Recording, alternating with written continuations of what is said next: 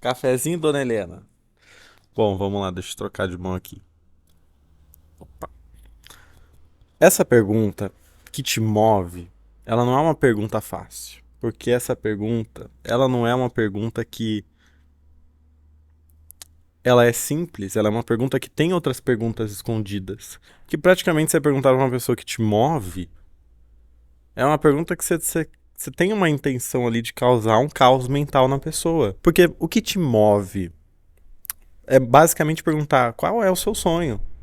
O que você gosta de fazer da vida? Por que você acorda de manhã todos os dias? No caso, não, no meu caso, que eu não acordo de manhã. Mas assim, por que você acorda todo dia? Você acorda todo dia pra fazer o quê? O que te faz levantar da cama? O que te faz continuar na vida? O que te faz persistir?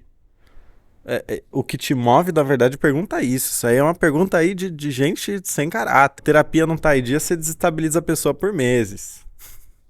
Eu acho que é mais fácil começar pelo contrário na hora de responder essa pergunta. Não só o contrário, mas assim, o contrário num sentido de o que não me move. Porque eu também não sei especificamente muito bem o que me move. Eu tenho discursos internos, que chama inner monologues, que são coisas que você conversa com você mesmo. Eu tenho esses discursos.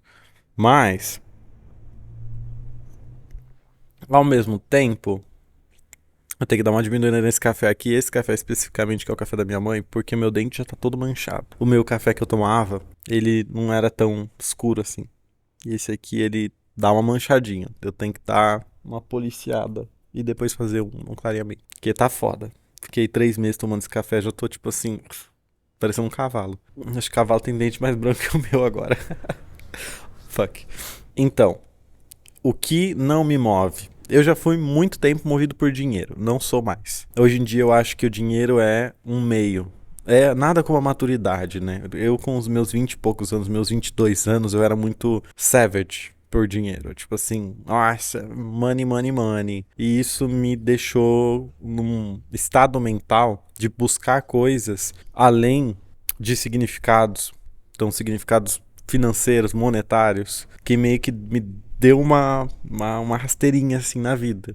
De tipo assim, passei um tempo obcecado por dinheiro, porque acho que principalmente pelas pessoas que você convive. Então, eu sou muito mais novo que a grande maioria das pessoas do audiovisual que tá aqui na internet. Então, tipo assim, todo mundo lá que já tem um certo padrão de vida tá com 30 e pouco, eu ainda não tenho 30. Ainda daqui 2 anos eu vou fazer 30. Eu tô nesse joguinho aqui desde os meus 16 anos. Então, eu vivi muita coisa muito cedo. E eu não tinha maturidade para lidar com essas coisas. Então, dinheiro já foi o que me movia por muito tempo. Não é mais. Porque eu percebi que, na verdade, ter muito dinheiro, ou médio dinheiro, ou pouco dinheiro, não vai adiantar nada se a sua cabeça não tá bem. E às vezes o quanto você gasta de pensamento, quanto você gasta de bem-estar seu pra perseguir o dinheiro, pra ir atrás do financeiro, te cobra muito mais na cabeça do que se você aceitasse um padrão de vida inferior. Então, tipo assim, gosto dos meus tênis, os que sobraram, os que eu não vendi todos? Gosto. Lógico que eu gosto. Eu precisava ter 25 pares de tênis? Não precisava. Tanto que eu vendi uma caralhada de tênis também. E aí eu também entro numa coisa de tipo assim, eu tenho dó de usar. Porque se eu quiser comprar outro, eu não vou conseguir comprar outro. Tem uns drops que nem vende mais. Sabe, eu ficava muito nesse pensamentinho assim de idiota. Que não é um pensamentinho de idiota, mas eu ficava muito nesse pensamentinho assim de não infantil, mas meio infantil, meio muito novo pra saber da vida.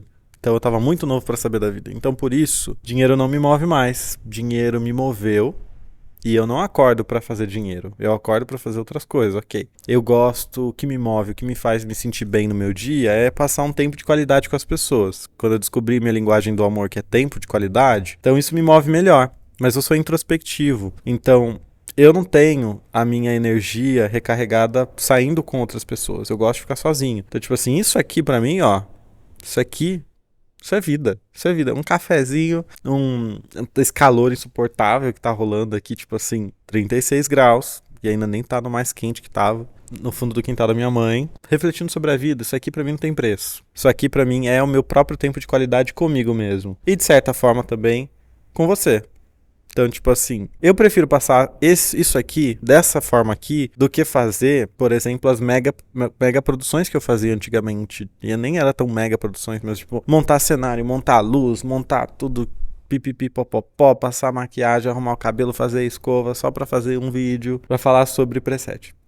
Ou então pra falar sobre um novo celular que eu tinha ganhado pra fazer review, sabe? Tipo assim, porque eu levo tudo muito a sério. Então isso aqui é uma forma de eu ter um tempo de qualidade comigo, me levando a sério, mas me levando a sério respeitando o que é ecológico pra mim. E não levando a sério do tipo, não, tem que ser um padrão state of art de audiovisual. Não, não. Tem que ser o que faz sentido pra mim. Isso é me levar a sério, isso é me respeitar. Isso me faz me mover hoje em dia. Porque quando eu sabia que no dia seguinte eu tinha que gravar uma série de vídeos e eu ia ter que estar, tipo assim, lidar com produção, lidar com pessoas me cobrando. Então, tipo, às vezes, por exemplo, tem que fazer uma palestra. E umas coisas aleatórias. Às vezes a gente tem que fazer palestra, tipo, então, você quer vir aqui nesse evento de celular e falar sobre fotografia mobile? Normalmente a gente não quer, mas como paga, a gente fala, vou, né, trabalho. Né? Porque, tipo assim, você tem um roteirinho pra seguir, né? Você, tipo assim, não é, gente, adoro fotografar com isso e uma coisa super dinâmica. Não, geralmente é tipo assim, vou ter que falar as mesmas coisas sempre e vou ter que pegar alguma característica do celular e estudar ela por um tempo e sabe? Tipo assim, parece que eu não gosto de me sentir que eu tô reclamando, eu não tô reclamando. Isso era legal também. Mas, ao mesmo tempo, isso não me move. Então, é o que faz sentido pra mim, isso não me move. Então, quando eu tinha que fazer isso, eu nem conseguia dormir, que antes eu não sabia que era ansiedade, mas eu nem conseguia dormir de ansiedade, talvez um pouco dessa imprevisibilidade de ter que lidar com um grupo de pessoas alto e ter que lidar com uma pressão de trabalho. E não que seja ruim trabalhar, tá? Eu gosto de lidar com pressões de trabalho, mas essas pressões, por exemplo, elas eram too much pra mim. Não eram ecológicas, e eu fazia e me deixava muito estressado. E aí eu ficava muito estressado depois que eu tinha que fazer um evento. E aí eu passava, sei lá, 5 dias jogando LOL pra me desestressar. E aí eu procrastinava outras coisas porque eu tinha todo um processo de tô estressado, preciso me desestressar, tenho que buscar o meu equilíbrio. Vou buscar o meu equilíbrio jogando por 5 dias direto sem ver pessoas. Então tava muito, sabe? Entende como isso não faz sentido? Entende como isso não me move? Se eu achasse uma lâmpada mágica aqui na piscina, tipo assim, eu estou me sentindo meio de coriza. Tomo bebida quente, aí minha via respiratória fica tipo assim, a moto. Minha via respiratória fica assim, eu acho que eu vou desentupir. E aí eu começo a ficar com a voz bem nasal. Ó, mais moto ali.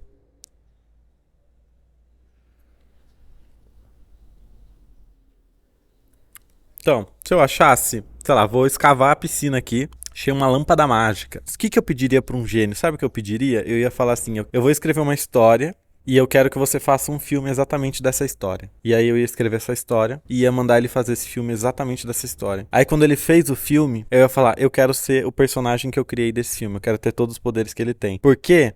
Teoricamente, entra na barreira, tipo assim, mano, só tenho 3 pedidos pra um gênio. Se eu falar eu quero ser imortal, foi 1. Se eu falar eu quero voar, foi 2. Se eu falar eu quero ser rico, foi 3. Eu vou ser rico, não morrer e voar. Não é muita coisa. É um evento de uma vida você achar uma lâmpada mágica com um gênio que pode te conceder desejos. Então, eu pediria pra fazer um filme. Se desse, né? Se não desse, eu ia fazer outra coisa. Daí eu já vou falar o que eu vou fazer. Mas assim, eu faria um filme, eu ia falar, eu quero fazer esse filme, faz esse filme desse personagem aqui, eu quero esse personagem. E aí ele ia fazer o filme e eu ia falar, eu quero ser esse personagem na vida real, quero ter tudo que ele tem. Porque eu ia escrever tudo que eu queria, e aí em 2 desejos, eu ia ter tudo que eu queria.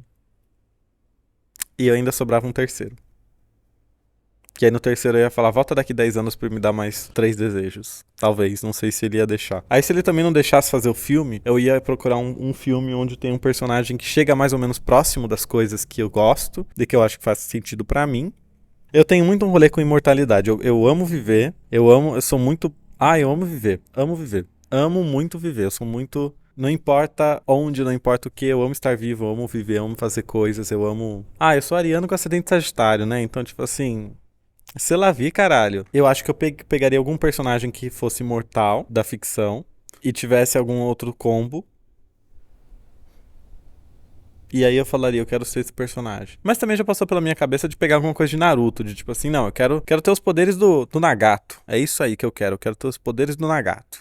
Quero ter um Rinnegan. Faria super, lógico que eu faria. Mas aceito até as coisas mais básicas. Aceitaria um Sharingan também. Aceitaria um Death Note. Faria um rolezinho com o Death Note. Às vezes eu entro muito nesses pensamentos. E eu acho que tá tudo bem entrar nesses pensamentos. A gente tem que admitir também que a gente tem esses pensamentos doidos aí. E que eles, na verdade, não são doidos at all. Todo mundo tem esse pensamento, ninguém admite. Ninguém tem coragem de admitir que pensa assim. Não que pense especificamente igual a mim, mas que tem essas fantasias que misturam a ficção com a realidade. E isso é ótimo, tá tudo bem. Se isso te move, tá tudo bem. Ok. Então, eu acho. Quase. Eu acho que dinheiro não me move, já te falei. Eu amo viver, eu seria imortal, eu escolheria viver melhor. Eu escolheria viver sem tanto perrengue, que eu acho que a vida tem uns perrengues aí que dá pra aguentar, porque se você entende, começa a entender a estrutura da vida, você entende que, tipo assim, tem coisa que é passageiro, tem coisa que é assim mesmo, não vai ter o que fazer. Então eu queria dar só uma resolvida melhor nesses perrengues.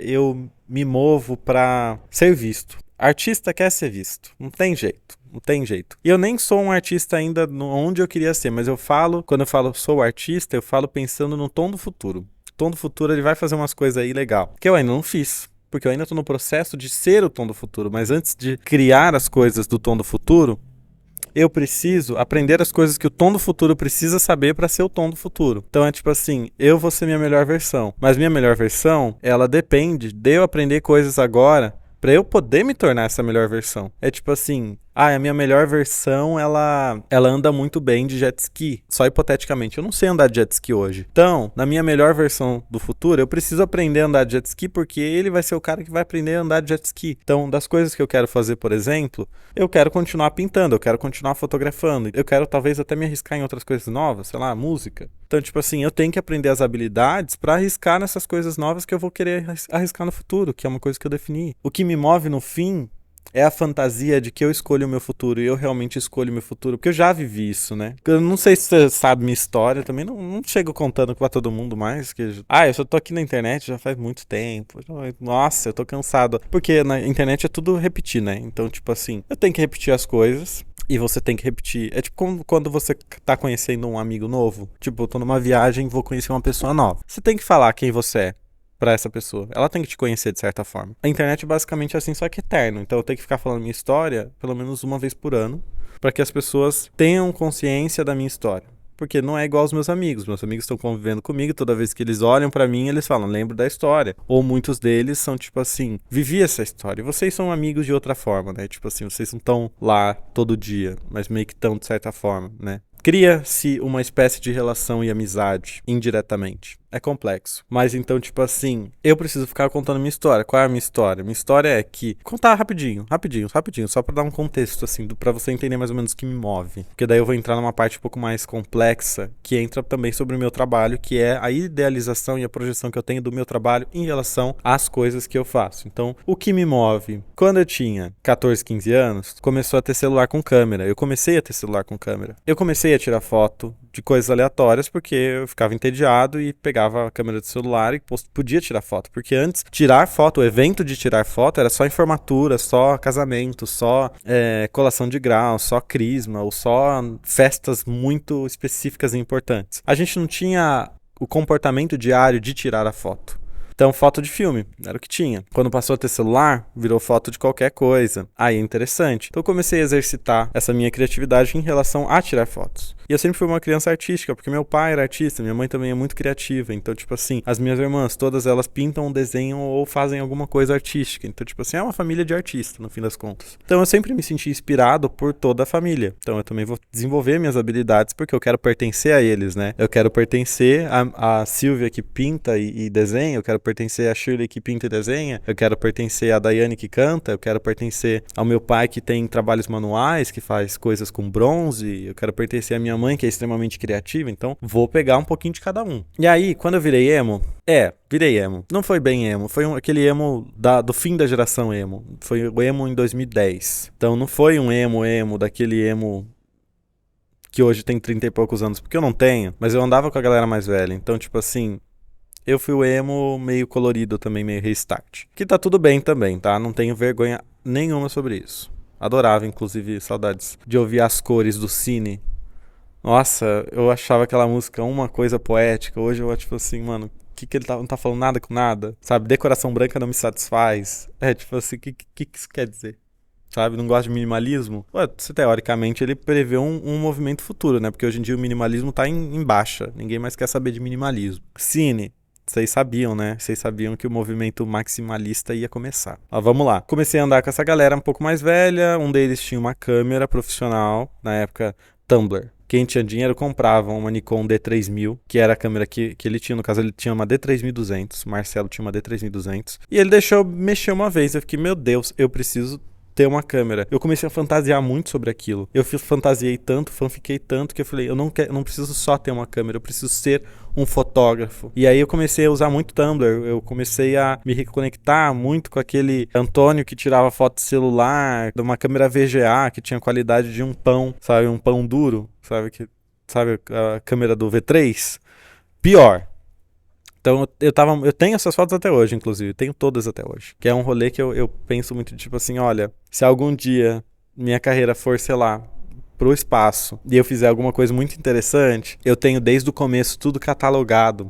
Eu já me preparei assim, nesse nível. Então, quando isso aconteceu, no meu ensino médio, eu também estudei numa escola que tem muita coisa artística, que chama ETEC. É uma escola bem complexa, é difícil explicar. A minha era bem mais americanizada. Então, tipo assim, meio que estudava o dia inteiro por um tempo, mas também tinha feiras da escola e tinha banda da escola. Eu participei da banda da escola e tinham artes, tinham coisas, tinha sarau, eu fiz teatro, fiz parte da banda.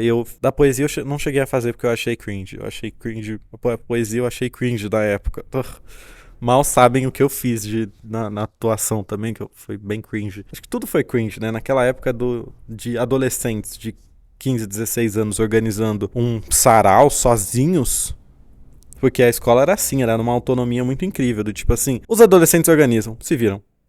Fazem do jeito que vocês quiserem. E eu acho isso muito foda. Tipo, fazer do jeito que a gente quis. Porque tinha uma direção das limitações do que dava no lugar, no espaço, no teatro, mas ao mesmo tempo a gente podia... Ó, as pombinhas voltaram, elas vêm aqui todo dia. Fofas. Hum. Já tá frio? Quanto tempo eu tô falando? Enfim.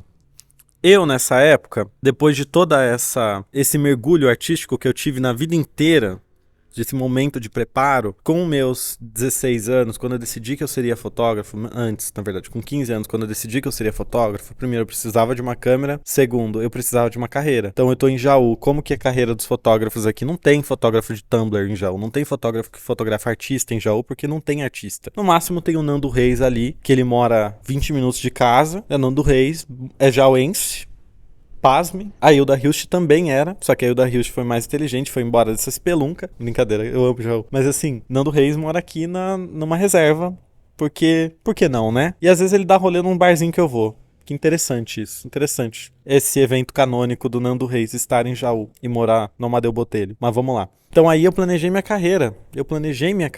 Eu resolvi mudar de nome, porque meu nome é Antônio, mas na época eles me chamavam de Tonhão. Você acha? Só porque eu sou alto? Eu nem sou alto, assim. É que pra essa cidade aqui eu sou bem alto. Mas, assim, São Paulo, eu fui lá, eu tive um complexo de... Eu sou baixinho, que é tipo assim, 1,78 em São Paulo, você não é alto. Mas aqui em Jaú, você meio que é. Complexo. Mas vamos lá. Então, eu resolvi mudar meu nome pra Tom.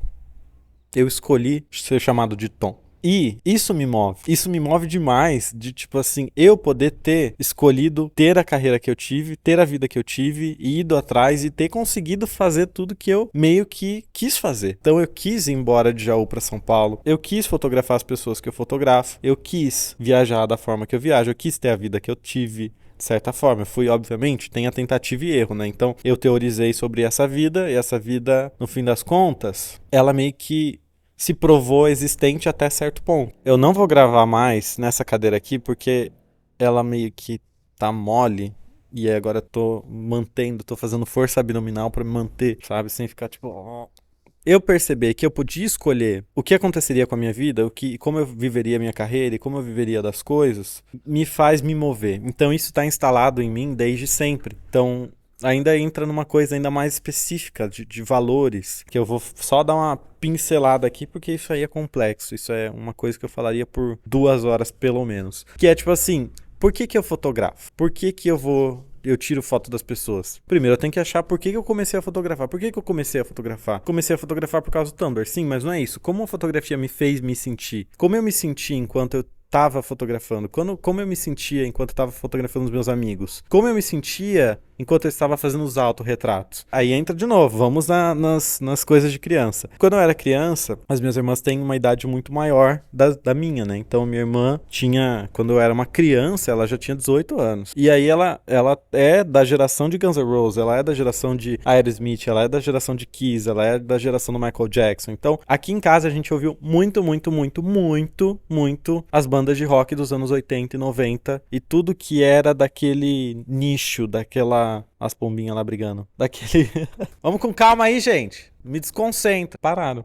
Elas obedecem. Por conta das minhas irmãs, por conta dos meus pais e por conta da criação que eu tive, eu ouvia muito essas bandas de rock. E aí, a gente tinha fita e aí gravava esses clipes. Então, a minha irmã, quando ela ia limpar a casa de sábado, ela botava essas fitas com os clipes gravados, e eu ficava lá quietinho, porque eu era criança, assistindo enquanto ela limpava a casa. E a grande maioria é rockstars. Isso me trouxe na hora que eu fotografava as pessoas, porque eu me sentia naqueles clipes meio rockstars, eu me sentia muito aquele rolê de fotografar os posters do Guns N' Roses, fotografar o pôster do Aerosmith, e tipo assim, aquela vibe badass, sabe? Então eu me sentia assim, eu me sentia sendo o fotógrafo dos rockstars, e também eu me sentia sendo um rockstar. Eu tô falando em inglês parecendo um Dinho Ouro Preto rockstar. Um rockstar, vou abrasileirar. Eu me sentia um rockstar, sabe? De certa forma. E eu gosto de ter esse rolê de me sentir um rockstar. E eu gosto de ter esse rolê de fazer com que as pessoas se sintam rockstars também. Porque eu quero a persona que a pessoa cria. Quem é a sua versão rockstar? Me mostre a sua versão rockstar. E eu estou sendo também a minha versão rockstar. Então, meio que um rolê do Andy Warhol. Andy Warhol, ele era um fotógrafo muito não era um fotógrafo, ele era um multiartista, né? Ele era um cara incrível, dos Estados Unidos no caso, mas ele viveu em Nova York. E ele era, tipo assim, super amigo do Basquiat. E aí ele também era amigo de muita galera. E ele tinha umas Polaroids, que eram muitas vezes artistas, que ele tirava essas fotos, essas Polaroids. E eu, de certa forma, tenho um rolê disso aí. De tipo assim, no fim, essa persona do rockstar... Tem que parar de falar rockstar. Essa pessoa o fotógrafo rockstar que fotografa outros rockstars, né? O fotógrafo artista que fotografa outros artistas.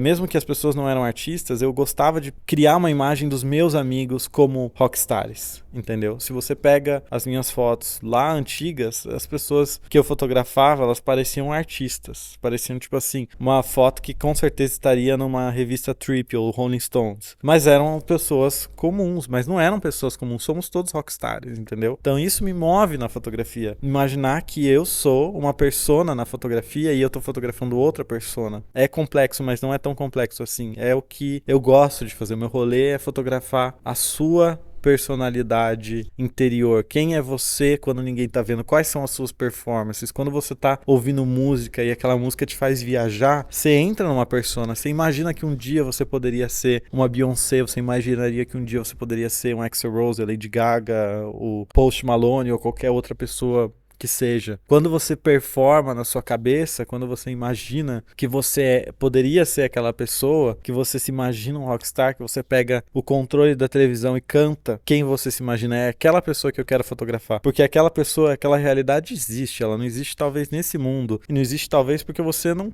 quer ir atrás, você não quer pagar o preço de ir atrás disso. Mas ela existe, essa persona existe, então eu quero essa persona. E eu gosto de ter esse rolê de desmistificar e pegar essa persona de rockstar da pessoa e também ser um rockstar enquanto eu fotografo a pessoa. Muitas coisas me movem, muitas coisas também não me movem. No fim, eu acho que eu sou movido pelos sentimentos e a sensação de estar... eu acho que essa moto vai passar, que eu não sei se eu vou conseguir tratar esse áudio aí, não. Aí no fim eu consigo, né? É muito habilidoso. Mas aí no fim... este é o rolê. Eu quero sentimentos, eu quero coisas que eu tiro da pessoa que ela normalmente não daria pra sociedade, não daria pro mundo. Ela não daria a face dela de uma rockstar, mas eu vou tirar isso aí dela. E isso eu gosto da vida ao todo, não só na fotografia, mas eu gosto de viver como se eu fosse um rockstar. E foi a entrevista da Lady Gaga em 2013, 10, 9, que me mudou pra sempre, porque ela fala, tipo assim, I'm just a rockstar. E eu acho que é assim que eu me enxergo, no fim das contas. Porque eu posso estar nesta realidade aqui, mas eu sei que eu posso mudar essa realidade aqui. Então isso me move o poder da possibilidade. O poder da possibilidade de que, por mais que eu sei que algumas coisas são limitadas, eu também tenho o poder de ir além, que a vida pode ser mais. Como ela foi mais pra mim nos meus 16 anos, quando eu tinha essa realidade aqui e nunca tinha vivido nada. Eu fui conhecer a praia, eu não conhecia a praia, eu fui conhecer a praia quando eu tinha 19 anos. Primeira vez que eu pisei na praia foi num trabalho, eu nunca tinha ido na praia. E agora eu vivi muitas realidades, então tipo assim, é isso aí. A vida dá pra você sair da onde você tá. Dá muito trabalho, você tem que fazer muito sacrifício e você tem que ser um rockstar. E o rockstar faz o que tem que ser feito. Isso me move. E eu fiz aqui uma isometria abdominal, que eu tô tipo assim, está doendo, mas eu tô tipo, tô me exercitando aqui. Bom, vou lá pegar mais café. E manchar mais meu dente.